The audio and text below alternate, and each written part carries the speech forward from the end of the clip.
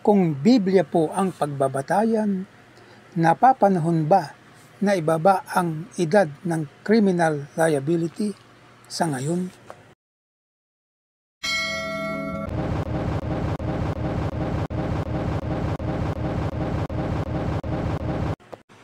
Meron po kasi tayong isang senador na nagkaroon ng pangunawa at nagmungkahi na ibaba ang criminal liability hanggang 10 taong gulang. Pakinggan po natin ang matibay na dahilan at kung naaayon ang kanyang pangangatwiran kung ang pagbabatayan ay ang salita ng Diyos.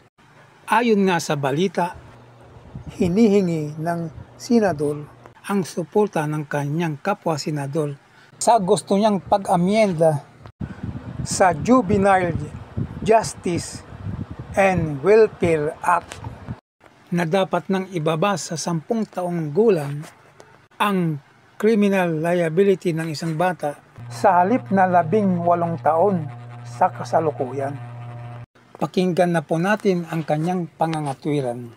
Yung mga nakagawa po ng mga heinous crime, hindi ko po talaga matatanggap na tatawagin nating mga bata itong mga ito. Maliwanag po ang sinabi ng ating senador na may kamalayan kung ano ang nangyayari sa mga bata sa panahon ngayon. Maliwanag po ang sinabi ng senador na yung mga nakagawa ng kalumal-dumal na krimen ay hindi niya matatanggap na mga bata ang mga ito. Ngayon, una pong talakayin natin kung bakit ang mga kabataan ngayon ay nakakagawa na ng mga kalumal-dumal na krimen. Sapagkat nasa panahon na po tayo na tayo ay pinakamalapit na sa kawakasan. Kaya po katotohanan kung Biblia po ang pagbabatayan ay napapanahon na po ang iminumungkahi ng ating senador na ibaba na ang edad ng criminal liability ng isang tao. Hindi po natin sasabing bata sapagkat yan po'y hindi na po bata. Bakit natin sinabing hindi na sila bata? Dahil ang bata ay walang kamuangmuang sa mundo. Ngunit yung mga yan ay kalumal-dumal na krimen ang nagagawa na. Ngayon, bakit sa panahon ngayon ay kalumal-dumal na ang ginagawang krimen ng mga nasa edad 13 hanggang 15 taong gulang? Sapagkat ito na ho yung panahon na natutupad na ang ipinahayag ng Diyos sa Biblia. Sabi ng Diyos sa tao, datapwat alamin mo ito na sa mga huling araw ay darating ang mga panahong mapanganib. Bakit nasa panahon na tayo ng mapanganib? Sapagkat sinabi rin ng Diyos na sa huling araw, ang mga anak ay masuwayin sa mga magulang. Ngayon, anong dahilan bakit ang mga bata sa panahon ngayon ay masuwayin sa magulang? Sapagkat hindi na sila nakikinig sa mga pangaral ng kanilang mga magulang. Ayaw nilang pakinggan ang mga turo ng mga nakakatanda sa kanila sapagkat natutupad na rin ang sinalita ng Diyos sa kanila na ang anak na suwail sa magulang ay anak na masama at walang kahihiyan. Kaya hindi natin masisisi ang senador na sabihin niya ang mga bagay na ito dahil ito ay may katotohanan. Sana po buksan din po natin ang isip natin sa usapin ng kailangan na. Nakita ko na ang worst of the worst. Sabihin nyo na. Pero ako hindi ko masikmura. Bakit nasabi ng senador na hindi niya na masikmura ang mga ginagawang krimen ng mga kabataan ngayon? Sapagkat masisikmura mo ba ang ginagawang karumal-dumal na krimen ng mga lalaking nasa edad 13 hanggang 15 sa panahon ngayon? Sapagkat katotohanan nito lang buwan ng Agosto ng taong kasalukuyang 2025 ay may 2 magkakasunod na kinasasangkutan ng mga lalaking nasa edad 13 hanggang 15 taong gulang.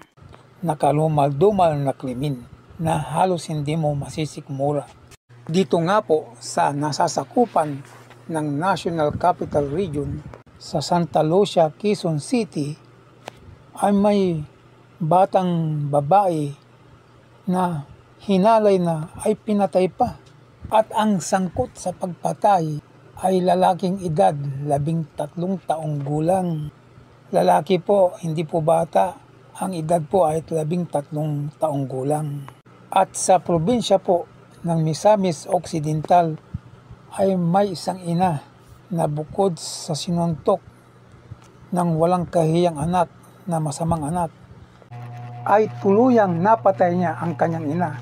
Dahil nga ayon sa balita, nang nasuntok ito ay nabagok ang ulo na siyang tuluyang ikinamatay ng kanyang ina. Ngayon, unawain naman natin ang sinabi ng senador na hindi niya matatanggap na bata ang mga nakagawa ng heinous crime. Yung mga nakagawa po ng mga heinous crime, hindi ko po talaga matatanggap na tatawagin nating mga bata itong mga ito. At ito nga ay may katotohanan sapagkat noon po kasi ng unang panahon ng mga nakalipas na dekada, ang 10 taong gulang na nagbibinat at nagdadalaga ay ang kanilang physical na kaanyuan ay nag-uumpisa pa lamang tubuan ng mga balahibo sa kanilang mga masisilang parte ng katawan. Sa madalit salita, sa edad na 10 taong gulang, wala pa silang kakayahang umasawa, anakan, at manganak. Sa madalit sabi, wala pa silang kakayahang gumawa ng bata sapagkat sila'y tunay na may murang physical na kaanyuan. Kaya katotohanan ng matatawag silang bata pa dahil wala silang kakayahang gumawa ng bata. Sa panahon po ngayon, ito na po ang realidad na tunay na nangyayari. Ang 10 taong gulang na babae ngayon ay buong-buo na ang bahay bata.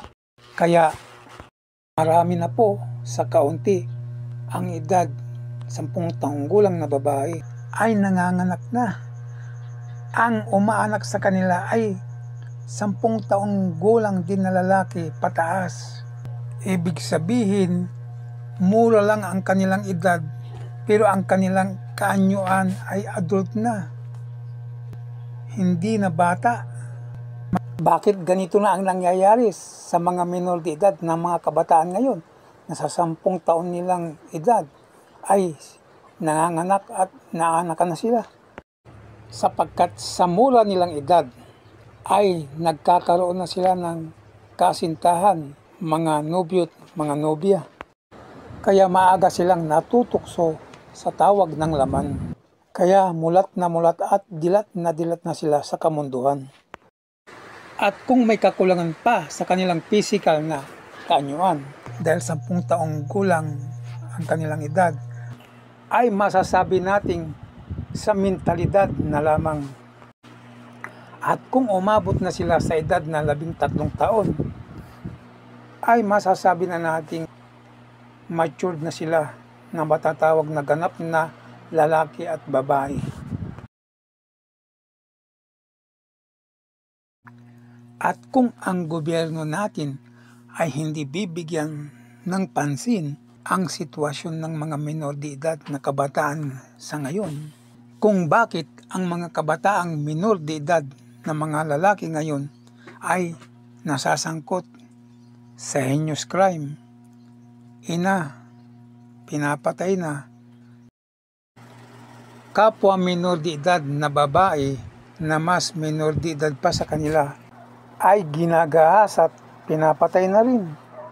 At sa mula nilang edad, ngunit buong-buo na ang physical na pangangatawan, sila'y may inaanakan na. Kaya kung magpapatuloy ang ganitong sitwasyon ng mga minor de edad na kabataan, baka after a decade, lulubo po ang ganitong uri ng populasyon. Mga minor de edad na ama at mga minor de edad na mga ina. Dahil nga nasa panahon na tayo na ang mga anak ay masuwayin sa magulang sa pagiging masuwayin nila. Sila ay nagiging anak na masama at walang kahihiyan. Kaya kung magpapatuloy ang ganitong sitwasyon ng mga kabataan, baka mauwi na lang sa bangungot yung sinabi ni Dr. Jose Rizal noong 1879 na ang kabataan ang pag-asa ng bayan.